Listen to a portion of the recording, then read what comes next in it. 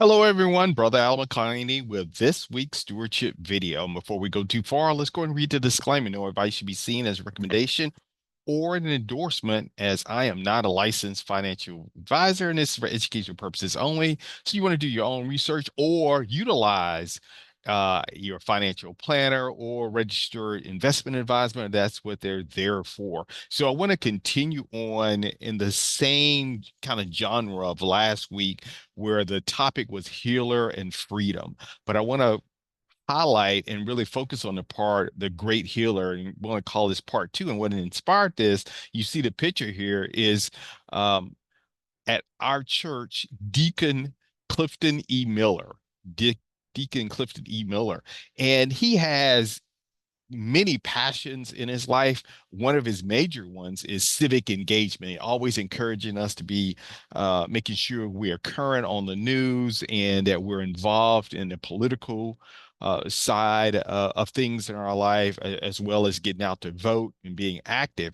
But another, probably equal passion he has is health, particularly when it comes to men, because we know as men, we don't always listen to our bodies, and that includes our minds. So he is definitely someone who's an advocate for physical health, mental health, and from the standpoint of not only listening to your body, but also making sure that you've got a relationship and a network of physicians, doctors, medical professionals, and that you maintain regular appointments with them, as well as any care plans that they have for you. So I really admire that about him. And I thought about this, and this is what inspired this particular video from Brother Miller, our own Deacon Miller at St. John Baptist Church, where it talks about in First Samuel chapter 15, verses 22 specifically. And then in your own Bible study, I would hope in your individual that you go back and read that entire section of Second Kings chapter 5. But I'm going to highlight verse 22, where it says, Samuel said, does the Lord have as much delight in burnt offerings and sacrifices as in obeying the voice of the Lord? Behold, to obey is better than a sacrifice, and to pay attention is better than the fat of rams. And this is Samuel was talking to Saul, who talked about that he had not followed God's directions, his precise directions of destroying everything in the camp. But he said, "Oh, I held this back for a sacrifice." And that's when Samuel, spoke to the king and said, "Listen, um, obedience is better than sacrifice." And I used to really wonder, what is that verse talking about? Because you would think sacrifice is the ultimate thing you can do to the Lord. But this took me back to Brother Miller.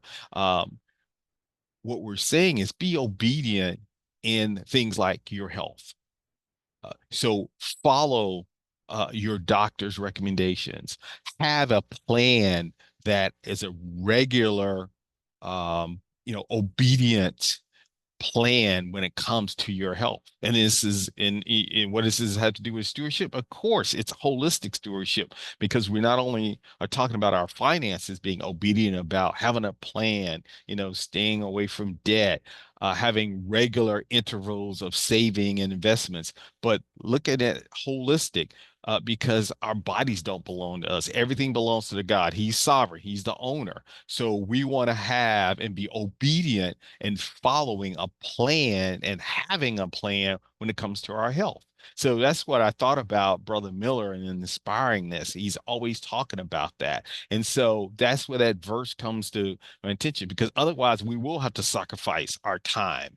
We will have to sacrifice being in the hospital if we're not. I mean, and I'm not saying, of course, there are times when we're going to get sick, but we can do things to try to be preventative about it. We can do things that we can be obedient to take care of this body that does not belong to us. It belongs to the Lord also. And I thought about another verse in Second Kings chapter 5. And I encourage you to go back and read this whole section. And this is where Naaman uh, had leprosy, and he was told to seek out Elijah for healing. And in this specific verse, Second Kings chapter 5, verse 10, and then I'm gonna skip to 14. Then I encourage you to go back and read everything in between. Starting in verse 10, Elijah sent a messenger to him, meaning Naaman, saying, "Go and wash in the Jordan 7 times, and your flesh shall be restored to you, and you shall be clean." And then skipping to 14. So he went down and dipped 7 times in the Jordan according to the saying of the man of God, and his flesh was restored like the flesh of a little child, and he was clean. But here's the part. I didn't put all the verses in there, but if you read between 10 and 14, Naaman just didn't go obediently. He had some whining and complaining, saying that I thought for sure Elijah would come meet me. He would do some incantations to his God. He would do, and his servant said to him, Naaman, he's asking you to do a simple thing. You know, and Naaman even said, why the Jordan? And I have a picture here of the Jordan. It's not very clean. He's like, of all places. But his servant said, it's not like he's asking you to do something hard. He's saying to simply go, be obedient, and follow this. And I thought about this when we from the first verse. There's a point where there's simple things that God is asking us to do doing his principles that we're not doing. And I'm talking to myself on this also. There's simple things like, and I go back to Brother Miller, having a regular checkup plan. And for me, my my Achilles heel is the dentist. My wife stays on me to make sure I've got a dental plan. So things that we can be obedient about that are simple, that are not that complicated, that if we're just obedient later on, we won't have to sacrifice having a tooth pulled because it's got a cavity. And I realize there are things that are still going to happen, but we lessen the chance of that, or we decrease or mitigate how serious it could be based on us doing things up front of obedience is better than sacrifice. So with that, let's go on and transition. And again, I thank Brother Miller giving me permission to use this picture, and also let them know he inspired this week's stewardship video. Obedience better than sacrifice. So we're getting ready to get into the thick of earning. We're closing out. All right. We just came out of 4th of July holiday. We're starting to kick in heavy with earnings season, well, Delta, but the main thing is on this Friday.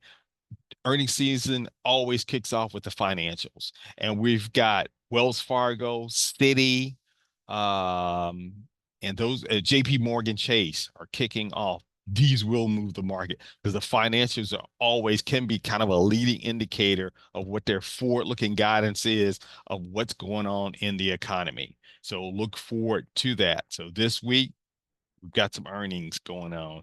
And so once again, uh, I'm going to talk about some companies, but this is not a recommendation. I want to continue the theme of health. And so up to the left, you see Healthcare Associates of Texas. That's where I go for my regular checkups and any treatment that I have. And then I've noticed that the company that was bought them out, WellMed, here's a picture of it to the bottom left. Those are starting to show up everywhere where you see the name WellMed.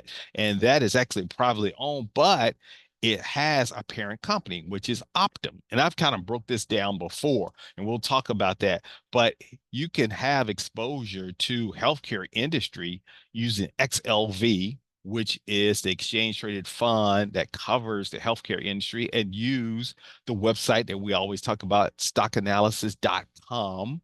And you could go put in like XLV, and it'll tell you what are the top 10 holdings. And actually, these are the top 10, but you can go even further down in the holdings. And you see one of the ones here listed is United Healthcare. And that's going to become important because when I went into stockanalysis.com and I put in United Healthcare, UNH is the symbol, it came up. It gave me United Healthcare Group. It gave a description of the company and the main segments here: United Healthcare, Optum Health, Optum Insight, Optum RX, which is a pharmaceutical. And Optum um, bought out WellMed. And I just did kind of a Google search on Optum, and subsidiaries are WellMed Medical Management Incorporated. And I just told you, Healthcare Associates of Texas, which is where I go, for my primary care physician. They were bought out by WellMed. They still carrying the name Healthcare Associates, but it'll say a company or subsidiary of WellMed. And then if you go to WellMed, it'll say subsidiary of Optum. And then we can see right here where Optum is under United Healthcare. So there's just a way that you can do that type of research and you can get exposure to XLV, which is the ETF we just talked about, or you can go to those individual companies, or if to buy the shares, or you could do those slices that we've talked about through Fidelity or Charles Schwab, or I think Webull and other Robinhood. I think you can do slices now through those different entities as well. I know for sure Charles Schwab and Fidelity. Once again, not a recommendation or endorsement. This is just to inspire and let you do your own research in that area. So let's go ahead and close out. Uh, Pretty clean this week. No selling at the end like we had last week. QQQ continues on up, upward and onward. QQQ, we know that's mainly exposure to technology companies. That's the exchange traded fund. And then SPY, that's the top 500, or largest 500 companies in the U.S. Stock market. It again, this time, no, not even selling like last week on Friday. This continued upward and onward. Now we know this was a short week because of the holiday being in the middle, but still on a solid bull run. So again, enjoy it. 401k should be looking good. But as always, want to be cautious, but no one knows the future except the Lord. So with that, that's this week's stewardship video. Again, thank you, Deacon Clifton E. Miller, for inspiring this. And as always, you can like and subscribe to the YouTube channel, set up a notification. You just do a search under Al McClaney. You'll find all the, I don't even know how many videos out there, probably over 200 now. Or you can email me and be put on a distribution list, or email dcrata@sjbcfamily.com. And then there is a St. John distribution list where you can get all the events at the St. John Church. You don't have to be a member, but embedded in there includes the stewardship video. So once again, we'll see you next week. Looking forward to what's going to be going on with earnings. And again, see you next week.